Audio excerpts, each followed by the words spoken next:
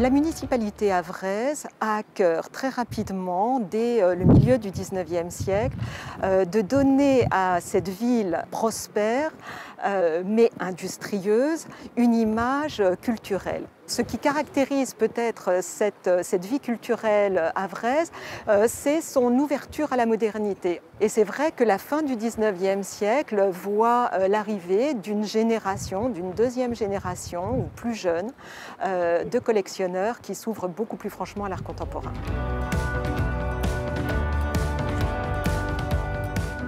Le cercle est fondé en 1906 par 30 membres.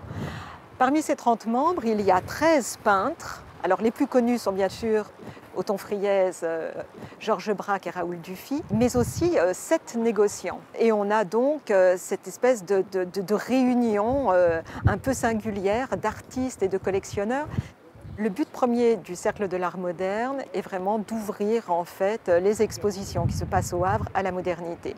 Le deuxième objectif, c'est en fait de présenter toutes les formes d'art modernes, c'est-à-dire non seulement effectivement les expositions, mais aussi la poésie, la musique. On est donc vraiment dans un moment tout à fait particulier de ce début du XXe siècle où on est sur une fusion des arts.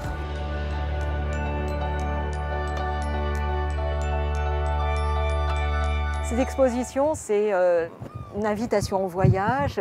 À quoi ressemble le Havre? Il s'agit d'un territoire qui a su, par son originalité, par ce paysage très particulier, cette lumière très particulière, attirer les artistes. Un parcours de collection, de Courbet et de Delacroix jusqu'à Derain et Marquet. Qu'est-ce que ce collectionneur a aimé? Comment a-t-il constitué sa collection?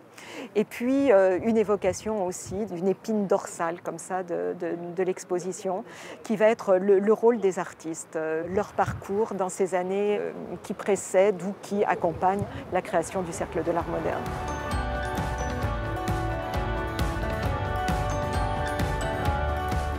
C'est pour nous un pur moment de bonheur, une grande fierté aussi. C'est un hommage effectivement à ces hommes, qu'ils soient artistes, qu'ils soient collectionneurs, qui ont su dépasser parfois leur propre plaisir personnel de collectionner pour faire œuvre commune. Ça, je crois que c'est assez extraordinaire.